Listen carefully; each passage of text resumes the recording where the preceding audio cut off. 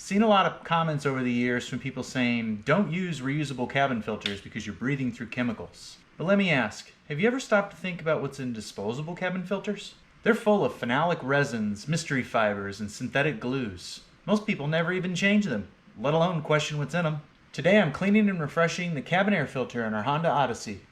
I'll show you how it's done, what's in the chemicals, and why I've stuck with it. Let's get started. It's in a little tray behind the glove compartment. And the first thing you'll want to do is remove anything in the glove compartment just so it doesn't come flying out. Now this step is technically optional. You can get this down pretty carefully, but I'm going to be fighting with equipment, so I'm going to go ahead and empty it out. But I have changed it without doing this. So I'll go ahead and get this unloaded. Yeah, we do have Barf bags in here. There's a link in the description to these things. They're on Amazon. I highly recommend them if you're taking trips with kids. Motion sickness, you'll be glad you did. Trust me. Projectile vomiting one time, and these save the day. All right, so what you're gonna wanna do is squeeze both sides this way.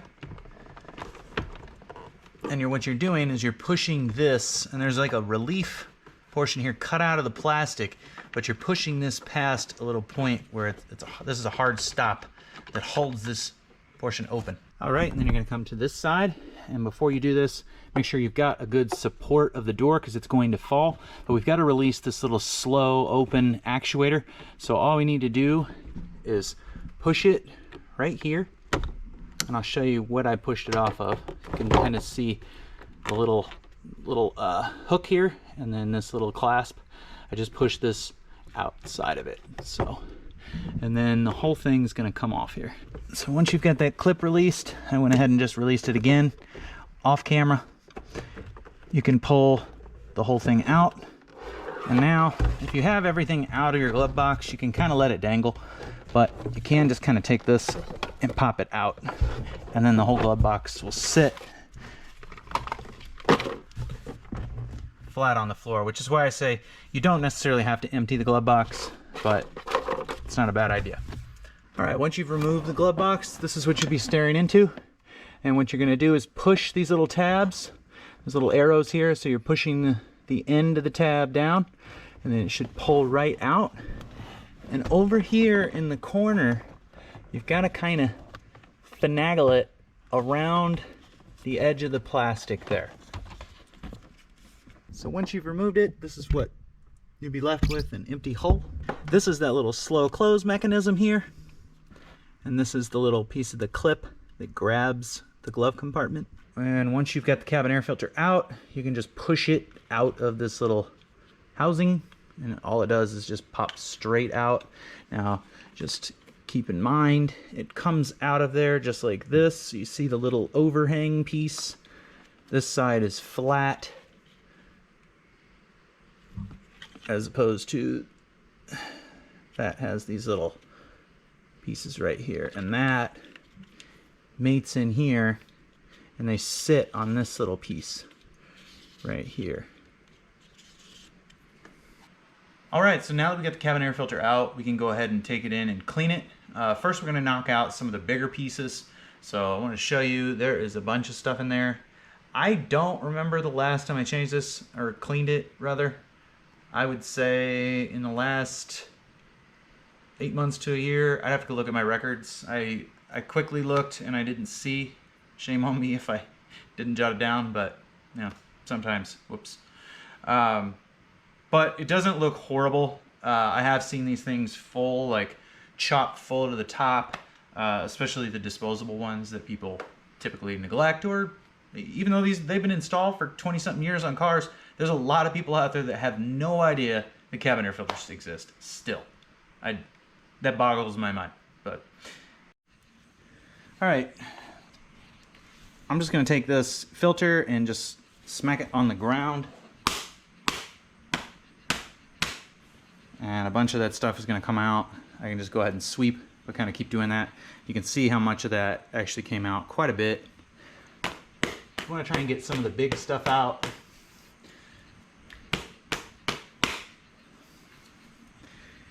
Not bad.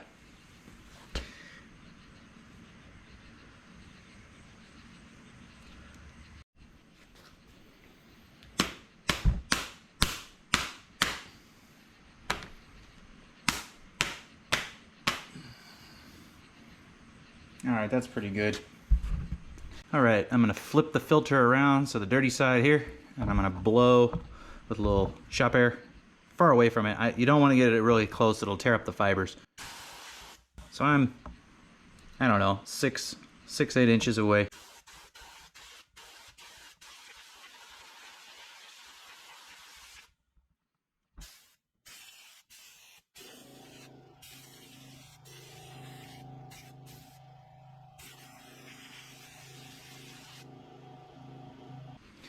All right, there's still a little bit of dirt in it. If you don't have shop air, or if you don't have shop air, then maybe try a blower. We can try this. So I'm gonna set it up to where the dirty side, or the clean side's facing me.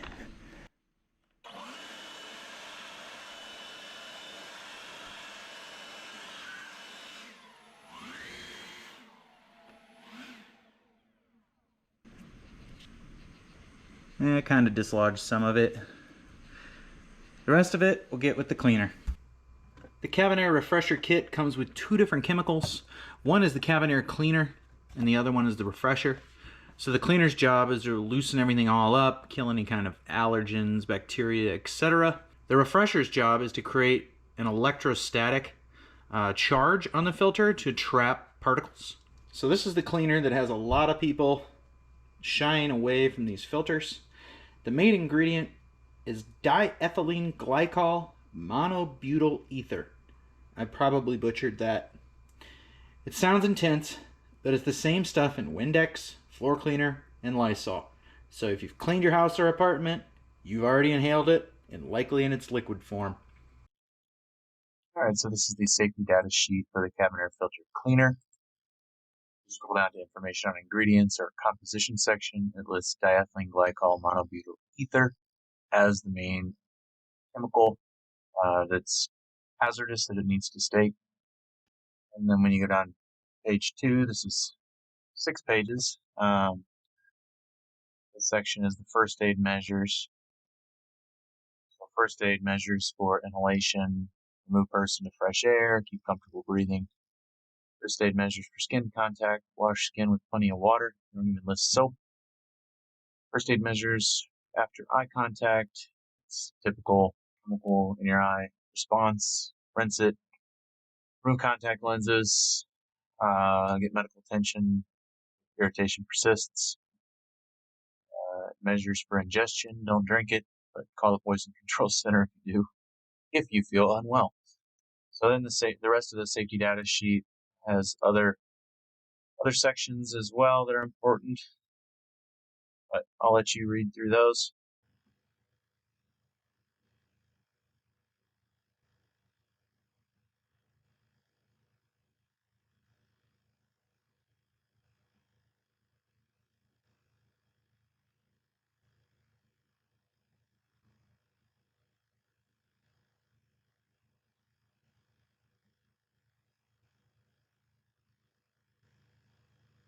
So what you want to do is spray this stuff on the filter. You can do this outside if you're really worried. Again, this is in almost every household cleaner you've been using. So a lot of people confuse the cabin air filters from the engine air filters. The engine air filters we already talked about in another video in the previous one. I'll put the link in the description below. But the engine filters use a cotton gauze and then an oil to trap dirt. The cabin filters use a synthetic fiber, and that synthetic fiber, when you spray it with the refresher spray, it helps to restore that static charge. So it's not sticky, and it's not something you're breathing wet chemicals in with. Now, if you're really worried and you want to totally avoid that chemical, I've got something that creates something called hypochlorous acid, and it's actually something that your body actually produces to fight bacteria and infections. So it's really easy to use. You end up just adding a few little ingredients. Oops, wrong side. To make hypochlorous acid, you end up adding 1 gram of salt, and then a little bit of a teaspoon of distilled white vinegar. So this thing's pretty cool. I've used it. I used it during the pandemic to disinfect things, but you could use this on it. These are great for just disinfecting things around the house as well, but you don't have to use the cleaner if you're scared of the ingredient. This is the only chemical in this kit that has that main ingredient. If you look at the MSDS, the refresher does not have it. So only the cleaner has it. So I know there's just a lot of people that are scared of breathing this in, and I get it, but again, with the other filters, what are you breathing in? Phenolic is horrible for you. So, and then the binders and the glue and all that stuff breaks down and outgasses for years and years and years. So if you wanted to, you could just go ahead and get something like hypochlorous acid. If you didn't have something like this, you could also do 50-50 bleach in water and just spray it on it after you've cleaned it with a little bit of mild soap and water. That's probably what I would do. So you can make another acid with this thing, and it's called potassium hydroxide, and this is actually a cleaner and degreaser. So you could actually make this and use that as well. There's a bunch of different options, and if I was scared of this, the easiest one is just 50-50 bleach and water, and put it in a spray bottle. That'll kill any mold, bacteria. So the other thing, after you washed it with soap and water, that you could do, you could run a O3 generator in a room. You only want to use this in a room where obviously there's no one in it. It'll kill plants, animals, anything that's in the room that's alive. So take everything out of the room. But if you stood this up and set it, I wouldn't set it right in front of it, but the discharge, I can't remember which way it blows. I think it blows out the front, but I would just set it up, you know, on something away from it and let it blow towards it. And that, just being in the room, if there's any mold or spores or anything like that, it'll kill it. So these things actually aren't all that expensive, and they're kind of handy to have around. But bad smells, we had like a gerbil or something, I don't remember, die, and it just stunk to high heavens, and that took it out of that room immediately. We were getting mold in another room, or a bathroom, on the ceiling, and this thing killed the mold immediately. So it's kind of handy. I'll put a link to this kind of stuff in the description too, just to give you other options in case you're just terrified of the chemical in here. So don't let this cleaner just be the only reason you don't use these filters. They're great filters. I ran one of these filters in our last 2 Honda Pilots for tons and tons and tons of miles. I ran it in my Volkswagen Jetta as well for tons and tons of miles. The S10 doesn't have one. We have one, obviously, in the Odyssey, in our Tiguan, in my Passat. I've changed them all to the K&N style, just because it's quite a big savings. I mean, their filters, the normal ones, are like, what, $20-something a piece. Now, you can buy them online for pretty cheap, but you know, I'm doing my part here not to throw a bunch of crap unnecessarily in the landfill too. So not that I'm just like some major environmentalist or anything, but you know, it is money saved and it's less stuff in the landfill. I think it's win-win. Put a little more on. All right, I'm gonna go ahead and rinse it. Again, this stuff, these really rinse a lot better with the garden hose, but it's dark outside and I want to get this done so it has plenty of time to dry tonight.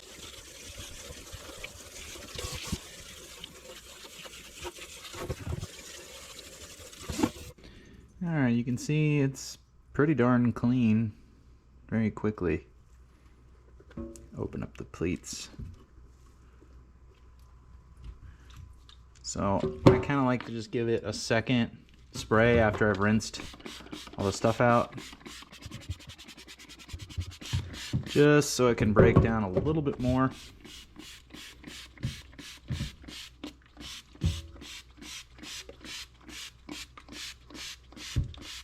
Here's the final rinse.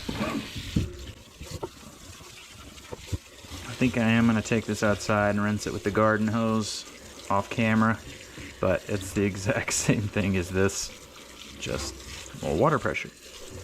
All right, and this is the safety data sheet for the cabin air filter refresher. See the part number there. And we'll scroll down again to the information on ingredients section, and it lists methylisothiazolinone. I probably butchered that one, but it's a very long word. Now this one does have some people that have some concerns with it too. Let's see. Under the first aid measures, it just says inhalation, remove to fresh air, get it in your eyes, wash your eyes and under your eyelids, get medical attention if symptoms occur. Skin contact, wash with soap and water, may cause an allergic skin reaction. Ingestion, again, don't drink it, but clean your mouth with water and drink afterwards plenty of water. Medical attention if any symptoms occur. So, typical safety data sheet, first aid measures. Now, there are some people that try to really stay away from this, and there are some people that really do have allergies to this. What this chemical is actually doing is preventing any type of bacteria or mold growth. So another chemical you could use in lieu of using the refresher spray, if you so happen to be allergic to this chemical, would be propylene glycol. You could do a 50-50 mix of water and propylene glycol. It's short for PG. Propylene glycol has been used for years, decades, in inhalers. It actually carries albuterol, which is the medication in inhalers. So it also will fight off bacteria and mold growth. That's why it's in inhalers. It also attracts moisture to it as well. So that could be potentially a problem too if you live in a high humidity area. You may have to apply your 50-50 mix, or you may have to go stronger. You could start with a 10% PG mix and a 90% water, and then kind of move your way up and figure out what works best for you in your climate. Fortunately, I do leave my vehicle in the garage a lot, so mold and bacteria growth isn't such a huge concern for me because it all dries out. But if you park outside or you're in a high humidity area, that could be a concern. So just trying to give you some alternatives to using these different chemicals if you happen to have an allergy to them or you have concerns about them as well.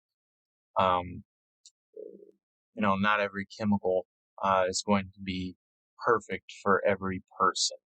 So. All right, and the filter has dried overnight, so I'm going to go ahead and spray this stuff on it. There's still tiny little bits of stuff inside of there that didn't come out. It's all right. So you're just going to spray, make sure you use the refresher, and you're just going to take it and lightly coat it and then just let it dry.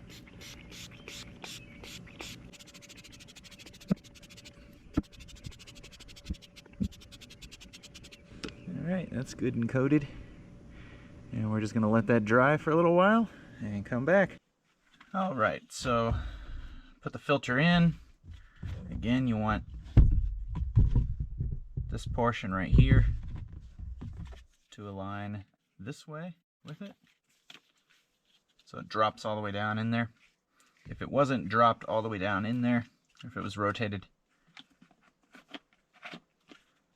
it actually won't even go in. It won't fit. So it is Murphy proof.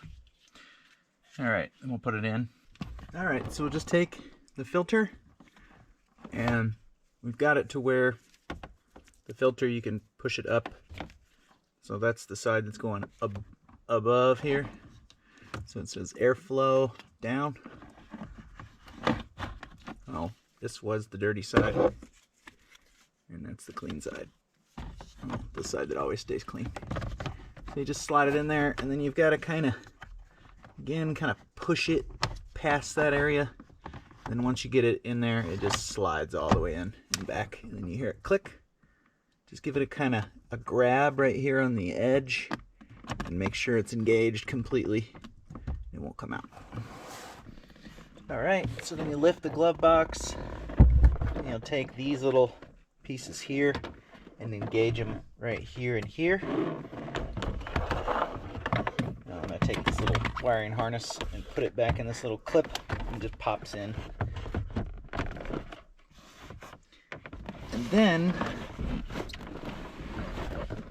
we're going to come down here and we're going to grab this piece. I got to do it from inside here or I'll smash my hand. But we'll take it and put it under and pull it up into it until it snaps in place. And so now it's got a hold of it. Alright, so just kind of a close-up of that. That's what that looks like there.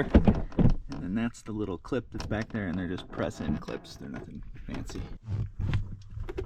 Alright, so just to give you a little better view of this, you'll take this up,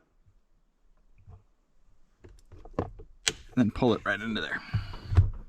Alright, now you're almost done, and this is about the most rewarding part, because you're going to push this past and get it to sit back on these hard stops. So all you do is raise it up. You can shut it all the way too. Alright, and if you did it right, the glove box should open slowly. So we'll just pull it. And it did. And with that, we'll go ahead and put everything back in the glove compartment and then close it up, and we're completely finished with this easy job. Thanks for watching. If you haven't already, go ahead and smash that subscribe button. Thanks again.